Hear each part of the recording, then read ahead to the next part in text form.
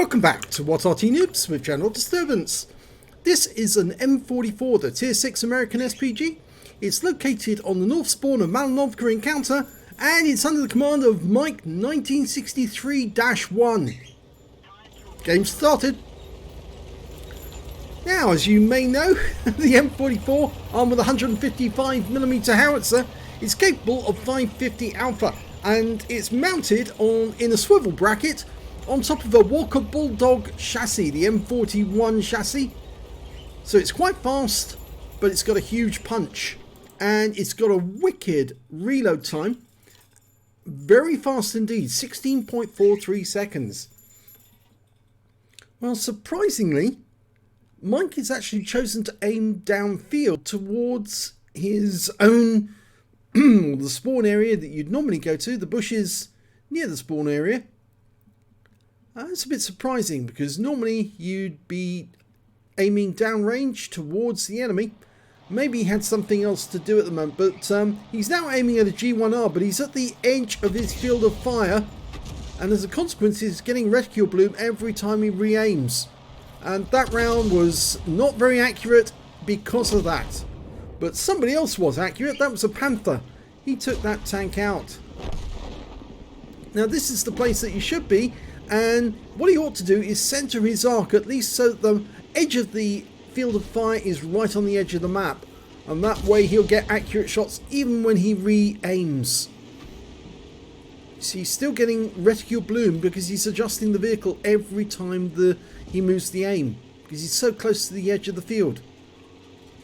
Okay, going for the T29, and well, he aimed for the edge, and again he's got reticule bloom, or he's actually aimed off outside his field of fire. Now I'm wondering what's going on there, because the reticule was so big and it wasn't dialing in, so maybe something else was going on. But it doesn't look as if Mike's concentration is on the job fully. And that round again wasn't fully dialed in, so the shell didn't land on the target, landed behind it. But he did pick up some stun assist from stunning the T29. Okay, he's reloading, almost ready. Going for an object 244, rounds out. Lands in front of him. Still stuns him. And there's a whole bunch of tanks coming up off the top of the hill there.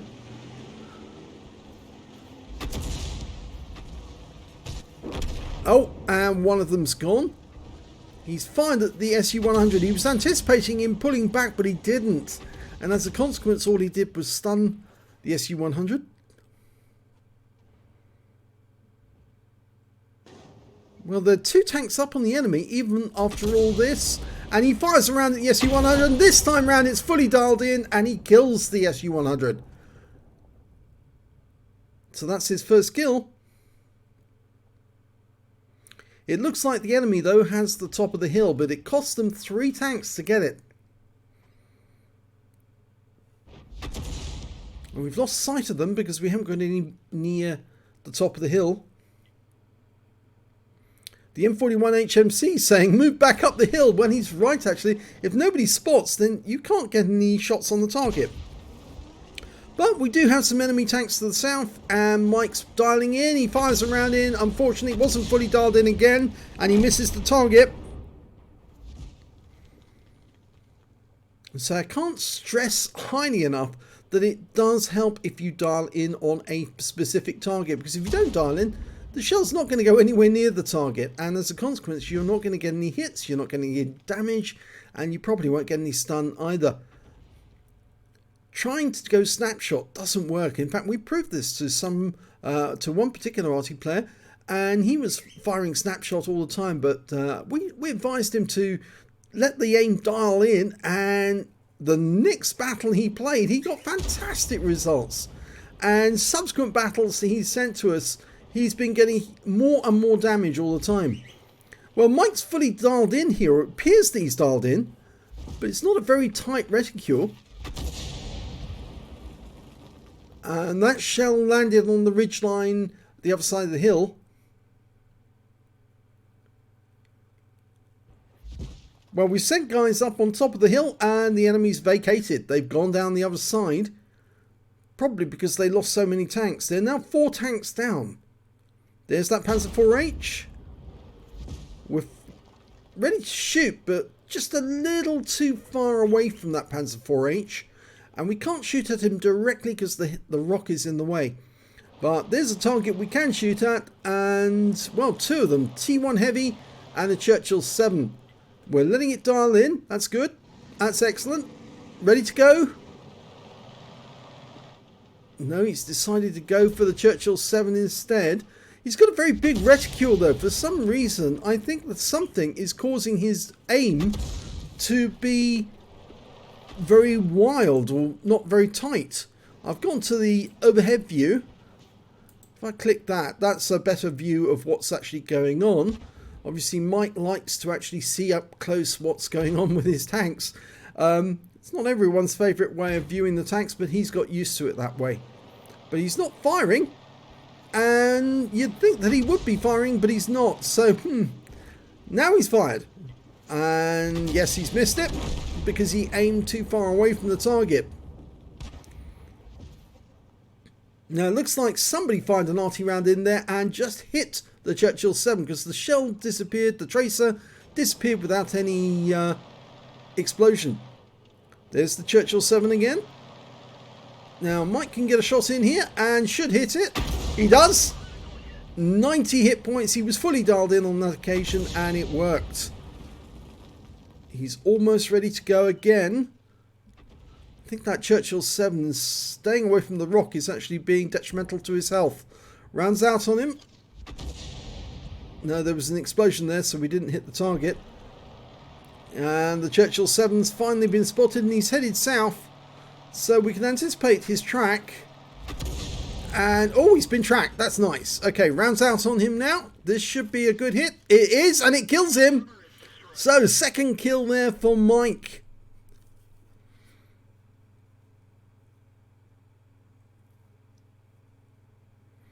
Now, it's actually quite a long flight time for the shell, 2.6 seconds, and it's actually firing over the battlefield. It's always from side to side because Mike is actually located about 150 meters from the edge of the map.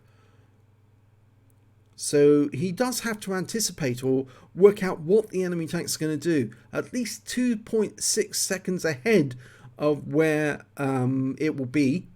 Or rather, to explain, a tank's going to move in 2.6 seconds. He's got to work out where the tank's going to be in 2.6 seconds and lay the shell there in order to do the damage.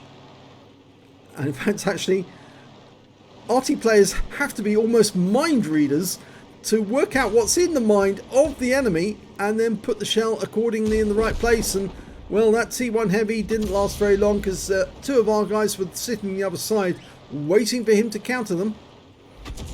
Now, doesn't appear to be any enemy tanks the other side of that rock, but there's bound to be some further ones further south. There's still 6 enemy tanks out there. We're looking for 3 enemy Artys, and I expect at least one of them on the 0 line. We found an enemy heavy, a 244. He just got hit. He's still moving though, so he hasn't been tracked. Rounds out. Lands nearby. It was fairly close to where the tank was going, so he might have damaged it with splash. Our teammate hasn't found any Arty on the 0 line, so they must be closer to their base because there's 3 Arty in the game. There's the Leopard. He's moving very rapidly, so you have to give a long lead on targets like that until they get tracked like that. Then you fire in. He's fired a snapshot in, and he got him! 3rd kill! He anticipated that the Leopard would actually move away just slightly. He must have hit his repair key just at the right moment, but Mike was quicker, and the shell went in and took out that Leopard. So great, that's good news. That means there are now only 5 enemies left, 3 of which are Arty. But we lost our tank that was actually on the 0 line. Then we did have a Panzer. I think it may have been a Panther actually. And he was killed. So, oh, and there's their 244. He just killed our T-50. And Mike's just got a piece of him.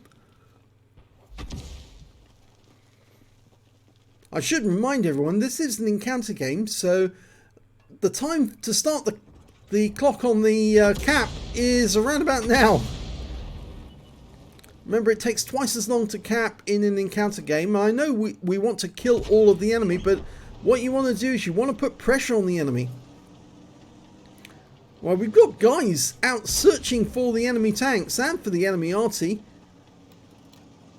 There's an Easy 8 up on the lower plane, up on the top of the hill, and Mike just finishes off the Object 244. So he's now, or was that him who got the kill? No, it was the M12 got the kill.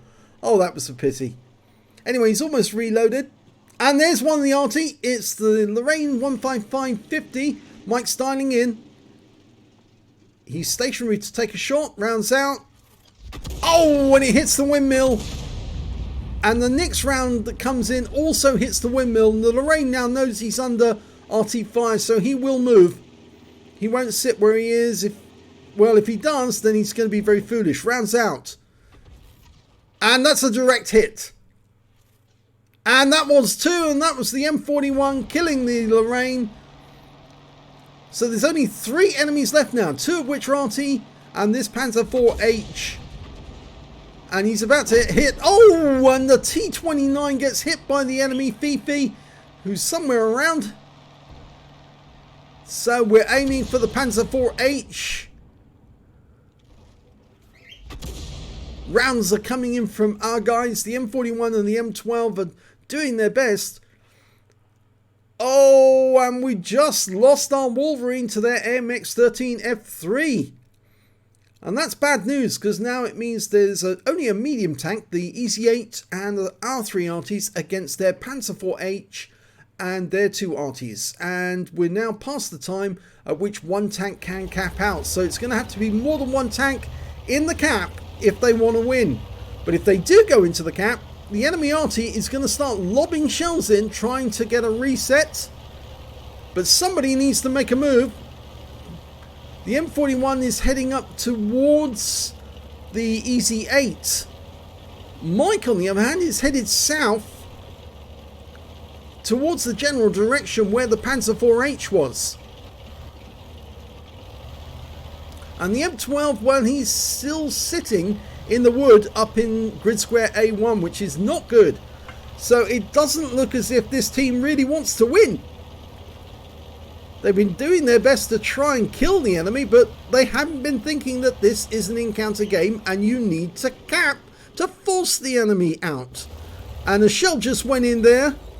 Now I suspect that was somebody, one of our RTs, probably the M12, trying to hit the Panzer IV-H, but you need to remember the view range of the M44 is only 265 meters, if I remember correctly. It's around about 260 meter mark, so the enemy's going to get very close before you know where they are. That's an interesting fact to remember, actually, is that most Artys tend to have view ranges around about the 260 meter mark.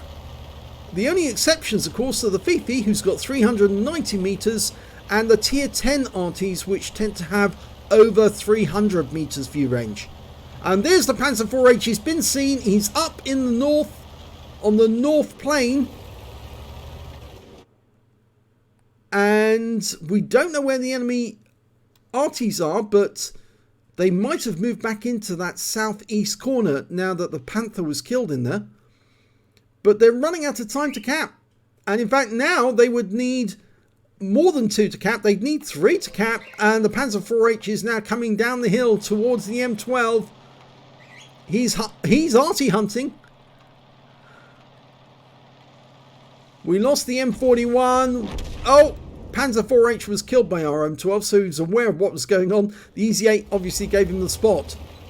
But now they just haven't got enough time left, so it's going to be a draw.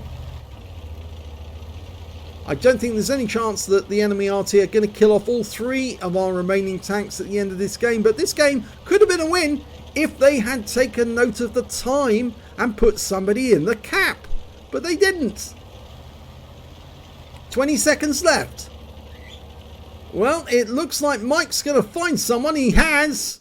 But unfortunately, that Arty's probably looking at him right now. Yes, he's turning to face. And, oh, Mike gets the kill in first. But he would have been spotted by the AMX. And, oh, the AMX missed his shot. We've run out of time before we can get another shot in. And Mike's not reloaded. Oh, so he gets a last kill right at the end. But unfortunately, it doesn't turn out okay. Let's have a look at the end of battle stats. It's the third class tank of a Mike 1963 one in the M44. He got a bruiser medal for getting at least 5 critical hits. He managed to get 8 in that one. And he also got a fighter badge for getting at least 4 kills. He got 4 exactly. That last one being the Fifi right at the end of the game. Let's have a look at team score. Well, if we look at team score, he didn't get the highest damage in the game. Note that went to the AMX-13F3 on the enemy team. The last survivor, 1,847 hit points of damage to him. The next highest scorer was the M12 on our team, who's also a survivor, 1,743 hit points to him. And after that, it was the Lorraine 15550 who got 1,475 hit points. And we can see that Mike was a little way off, only 1,100 hit points out of that game. But when it came to kills, he shared the top with the M12, the Object 244, and the enemy Fifi, who managed to get 4 kills. And then the next high scorer was the AMX-13F3 with 3 kills. And then the Easy 8 and the Panther got 2 kills apiece. When it came to base XP, it was the AMX-13F3 who got the highest with 638. And after that, it was the M12 with 566. And then we come Mike with 535. So he wasn't far off, but obviously the AMX-13F3 was doing quite a good job during that game. Not only getting the highest amount of damage, but also earning the most XP. Mike fired 22 rounds in his ammo. Got 7 direct hits and 1 penetration, 12 splash. Damage of 1,100 hit points, of which 840 were at more than 300 meters. I think the difference would have been the Fifi, who he shot at very close range. And it's surprising the Fifi didn't see him coming and turned to face him before Mike saw him. He spotted 2 enemy vehicles, damaged 7 of the enemy, killed 4 and did 67 hit points of damage assistance. He also did 705 hit points of stun assist off 6 stuns. On a premium count, he earned 19,348 credits, and after ammunition, resupply and consumables, he actually ended up with a small loss of 2,088 credits. He received 535 XP, got 803 to take away, so there must be something that What Replays is not telling us about there. He said he needed 1 more second for the win. I think you needed a little more than 1 second. I noticed at the end, when it went to 0, there was about 3 seconds left on the clock for the reload, and it would have taken at least 1 second for the flight time of the shell. So yes, it would have taken 5 more seconds, but it shows that your theory, your tactics were correct to actually go hunting the enemy. But I still stand by my statement that if somebody had gone into the cap and forced the enemy to come out and defend the cap, then obviously I think this would have been a win. But sadly, they didn't. They neglected the cap. They said they wanted to. They made it out as if they wanted to kill all of the enemy team, and it just didn't work. So yeah, you've got to remember, if it's an encounter battle, it takes twice as long to cap. So if you enjoyed that replay, please give this video a like and do subscribe to our channel. Hit that notification button, and thank you for watching.